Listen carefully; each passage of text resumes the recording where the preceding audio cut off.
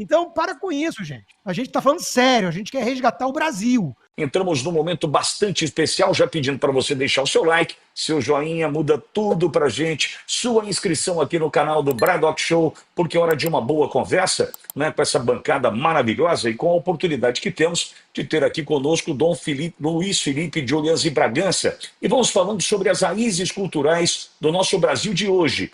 Dom Luiz Felipe de Orleans e Bragança, descendente da família imperial brasileira, defende que a identidade cultural do Brasil está enraizada em valores de prosperidade, liberdade e paz. De fato. Olha, o que aconteceu com esse governo foi uma tragédia para o Brasil.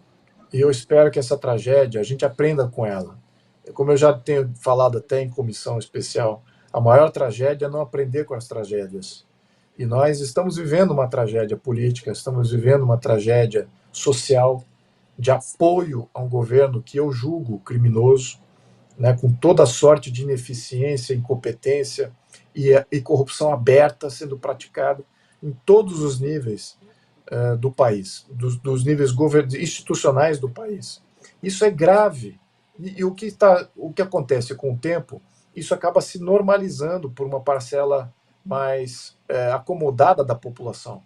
A população, em geral, não é ativista. A população, em geral, não é conectada com a política, com os políticos, com tudo que acontece em Brasília ou na sua comunidade.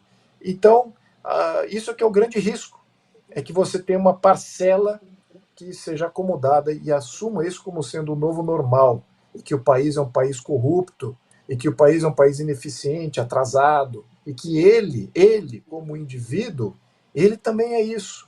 Ele também é corruptível, ele é atrasado, ele não vai sair desse lodaçal que se encontra.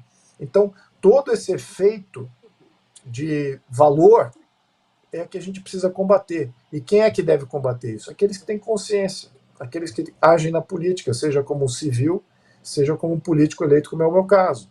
Então, nós temos aqui um grande desafio. Nós nunca fomos um país que nasceu para perder.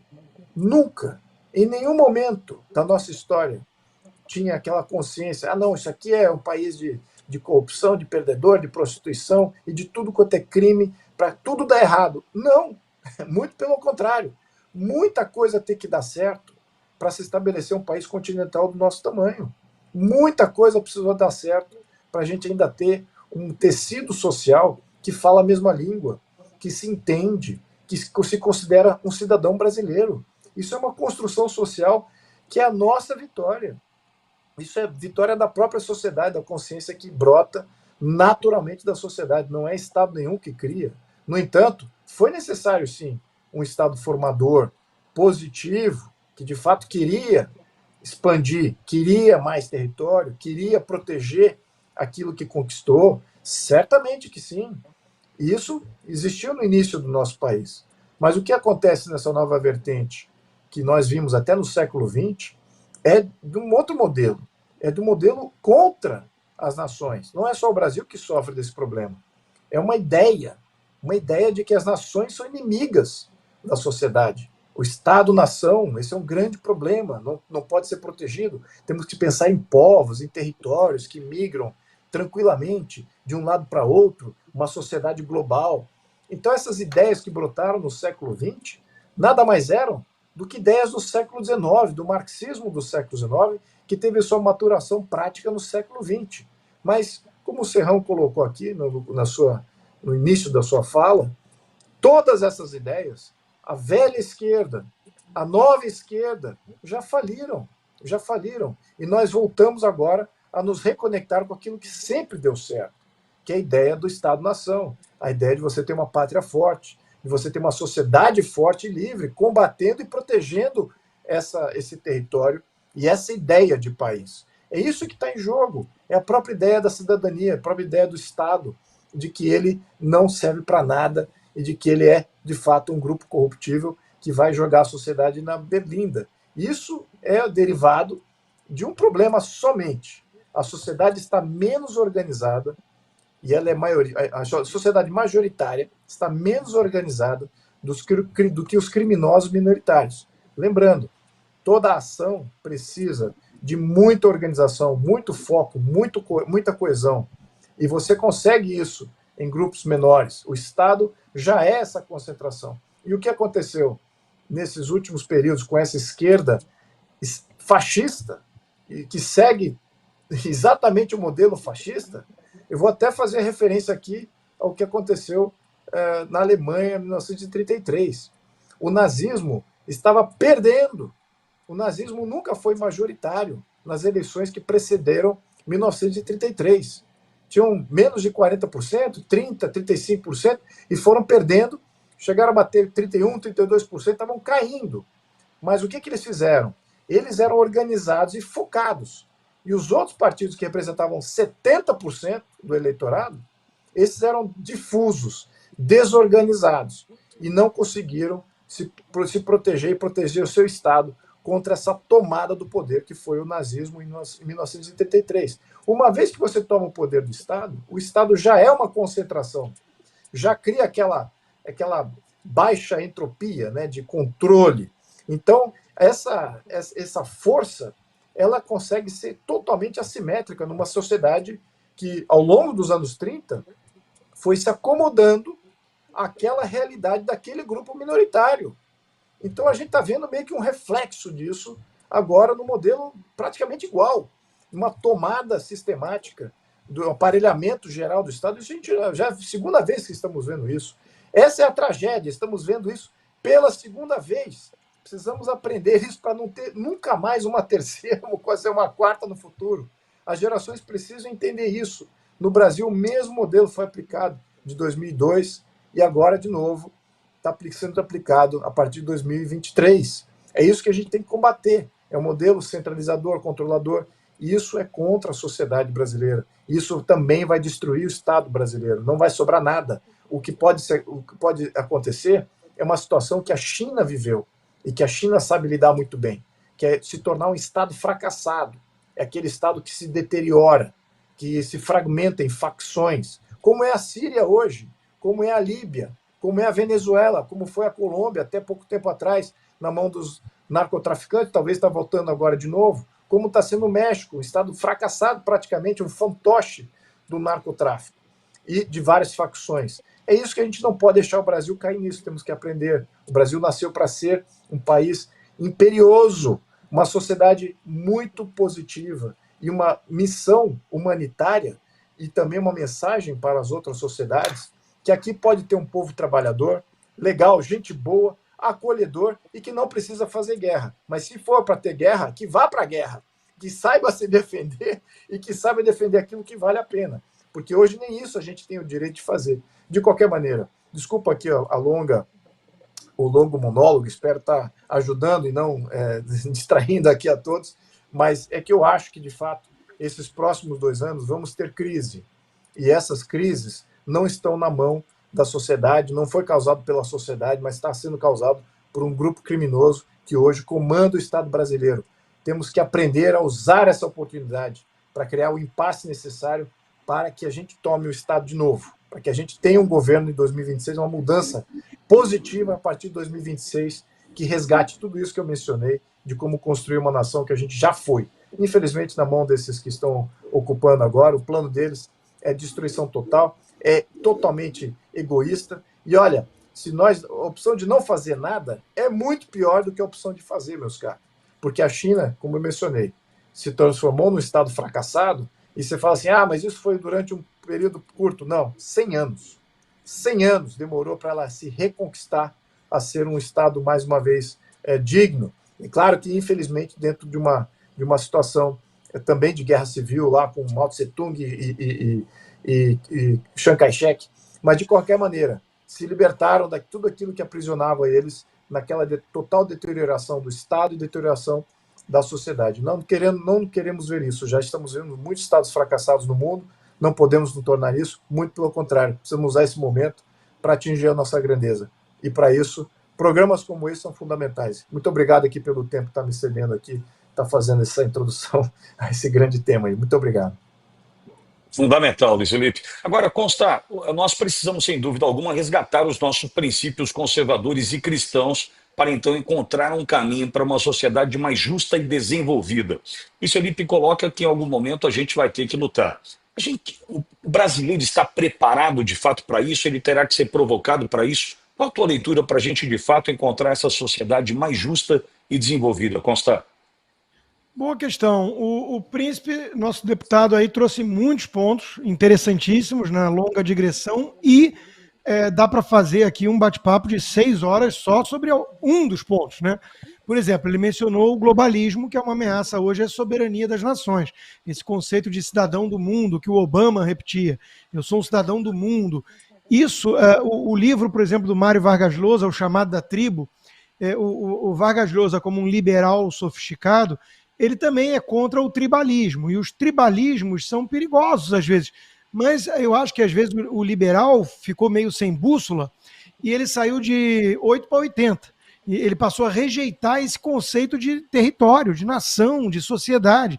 Ele acha que todo indivíduo é igual no mundo todo e vamos todos falar a mesma língua, que é a língua do mercado livre, e tudo vai ser como em Davos. E não é verdade isso. Então é preciso resgatar, sim, esses conceitos mais territorialistas e de valores comuns, língua e história, folclore, mitos fundadores.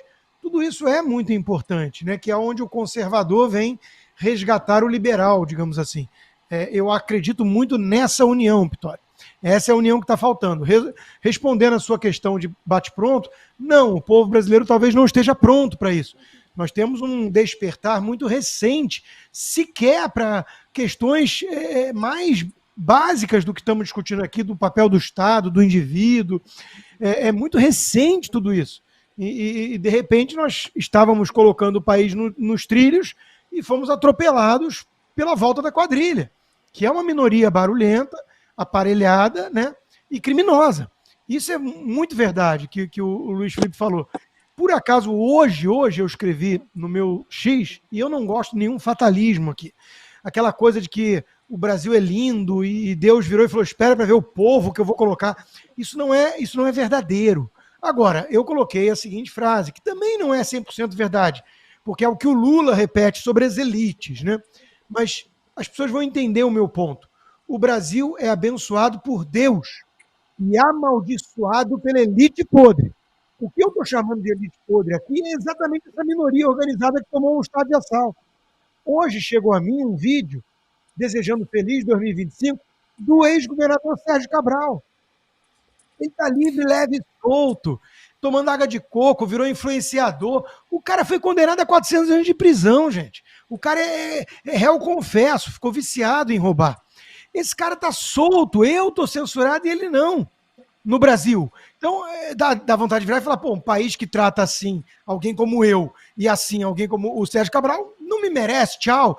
Mas não, isso não é o retrato do Brasil e não pode ser. É uma elite podre que fez o L, que sabia o que estava fazendo. O Luiz Felipe lembrou aí que o Partido Nazista não chegava a 40. Na última vitória mais representativa foram 36%, se eu não me engano. Então é exatamente isso. E eles fizeram da Alemanha o que fizeram. Então nós estamos falando de uma minoria, que seja 1/3 do povo, da elite, 1/3 dessa combinação. O cara que quer acreditar em chuva de picanha, com o malandro que está dando um golpe, né? Que está querendo se dar bem ali. Mas esse é 1/3. E os outros 2/3? Pô, tem muita gente boa no Brasil. Então é isso que a gente tem que resgatar. Não é com Aécio Neves, que veio dar uma entrevista aí dizendo que o centro precisa se unir, ele que teve 50 milhões de votos, o Bolsonaro não é bom um cabo eleitoral. Vai plantar batata ou fazer outra coisa, vai plantar farinha. Vai plantar farinha que a sua carreira terminou, Aécio. Terminou, não cheira bem esse tipo de comentário. Então, não dá para enganar mais a turma, porque a parcela do povo que não é alienada, que não fica se informando pela Globo News, essa parcela é grande. Essa parcela é muito significativa. E esse pessoal está ganhando musculatura intelectual, graças a programas como esse, graças a cursos, a livros que a gente está vendo aos montes por aí de conservadores, de influenciadores. Esse pessoal não quer mais aguentar ladainha da aliança tucanopetista, falso liberal, falso centro que fala eu sou contra as polarizações, nem Lula, nem Bolsonaro. E esse cara acha o Luiz Felipe um radical, um bolsonarista. O Ricardo Salles, o Nicolas, ele quer escantear toda a direita. Ele quer voltar com a estratégia das tesouras, com um teatrinho mequetrefe, de uma democracia fingida, de que tá ali o Eduardo Leite vai representar a direita contra a Gleisi Hoffmann e vamos pro voto. Não, a gente quer o Luiz Felipe como candidato ao Senado, ou à presidência, ou à volta da monarquia, que teria talvez meu apoio também. Então, para com isso, gente. A gente está falando sério, a gente quer resgatar o Brasil. E para isso a gente precisa se livrar dessa minoria, dessa elite podre, dos Armínio Fraga da vida, que vieram fazer o L com aquela cara de pau do João Amoedo. Esse pessoal é que não vale nada. Mas tem muita gente boa no Brasil. E a gente está aqui dando voz a essas pessoas. Eu estou vendo, eu estou sentindo. Eu estou vendo a comoção com o caso da minha doença, do meu diagnóstico. Eu estou vendo que tem muita gente boa nesse Brasil.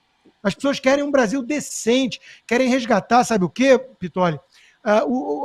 As virtudes cardeais, as virtudes históricas lá da Grécia Antiga, do cristianismo, a prudência, a coragem, são os valores que a gente gosta de reproduzir em família, criar nossos filhos inseridos nesse arcabouço cultural. É isso que a gente está lutando. Contra o quê? Contra uma turma que quer destruir a nossa religião, a nossa fé, as famílias, as tradições. Esse pessoal odeia tudo que nós estamos tentando conservar. Então o Brasil precisa de uma aliança de conservadores, de liberais, que entendam a importância desse entorno de valores morais, né? Que a liberdade do indivíduo não sobrevive num vácuo de valores. E é isso que nós estamos precisando hoje. Mas nós estamos num momento ainda mais incipiente nessa guerra cultural. Então calma. Não vamos cair em fatalismo aqui, já era, nunca vai ter jeito, o Brasil é isso aí. Não, pô, o Brasil é Sérgio Cabral e Lula. Eu não quero acreditar nisso e não consigo acreditar nisso. Não posso acreditar nisso. Tem muita gente boa e eu vejo. Então, essas pessoas têm que se reerguer e lutar para restaurar um Brasil decente, do qual tenhamos orgulho e não vergonha, como sentimos hoje, com toda razão, porque está na mão dessa quadrilha. Serrão, e no teu ponto de vista, qual o papel da família, o papel da religião e da moralidade na construção desse futuro próspero e estável que nós almejamos, Serrão?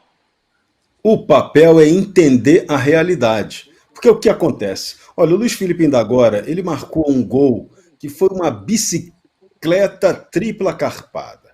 Quando ele lembrou para todos nós que nosso companheiro Xi Jinping, tem um projeto fascista de gestão do Estado. Opa! Quem tem um projeto idêntico é o Partido Nacional dos Trabalhadores da Alemanha do Brasil, tal de PT. É igualzinho, é o mesmo projeto. A gente tem que lembrar isso, porque as pessoas às vezes não identificam. O PT malandramente xinga o inimigo político dele de fascista.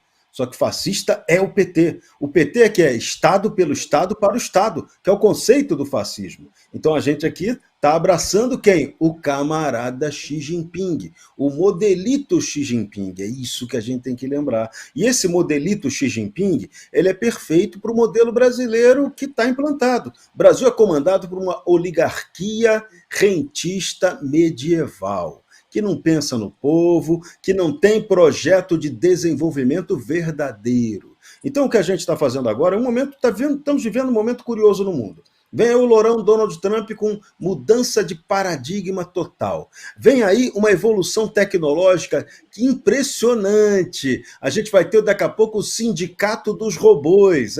Porque a inteligência artificial, ela que vai estar na fábrica, tocando a fábrica. Não vai ser mais aquele operário que precisa da CLT. Então esse mundo vai mudar totalmente. E a gente tem que entender isso.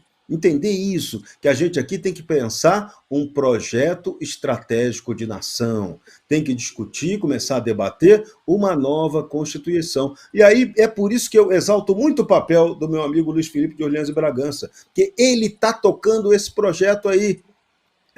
Do jeito que dá, do jeito que pode, com uma minoria consciente, mas esse projeto já está andando, pessoal. Então esse que é o ponto fundamental. Então primeiro, a gente tem que entender o que é o Brasil, qual é o nosso papel, por que é bom ser brasileiro, né? Entender as virtudes do povo brasileiro. Por isso que eu até recomendo, toma uma vacina contra a esquerda, leia o livro do Darcy Ribeiro, O Povo Brasileiro. A esquerda odeia aquele livro, porque o Darcy Ribeiro mostra ali as virtudes originárias desse povo brasileiro, que é exatamente isso que o Luiz Felipe tem sido um cara brilhante em demonstrar, em todo o seu trabalho, em toda a sua obra. Então é esse ponto que a gente pegar, o lado bom do brasileiro e avançar com ele. Neutralizar o rentismo medieval, que é a desgraça do Brasil, aquele esquema que vive do esquema do endividamento estatal para eles lucrarem e a gente se arrebentar o tempo todo. A gente só paga imposto para sustentar esse esquema, a tecnocracia que eles operam, a juristocracia que agora descobriu que pode ter um poder acima da tecnocracia, acima do executivo e do legislativo. Então são discussões que a gente tem que levar muito a sério. O brasileiro tem que entender isso. O bacana, Pitolli, é que a gente está evoluindo, a gente começou a entender o nosso papel nesse jogo. Por isso que a gente tem que debater. Mas vamos demorar a ter uma Constituição? Vamos demorar mesmo. Estados Unidos demorou 13 anos, teve guerra, tiro, porrada e bomba para ter a deles, bacana, que vigora até hoje. A gente aqui no Brasil quer ter a solução mágica. Alguém vai fazer a Constituição e nós vamos surfar nela. Ou então vamos fazer um congresso prostituinte que vai nos dar uma Constituição igual a de 88. Não é isso que a gente quer. A gente quer debater, a gente quer entender que Brasil queremos, que projeto de nação precisamos e desejamos ter. Então, Luiz Felipe está de parabéns, que ele é o cara que está ajudando a tocar esse tipo de projeto.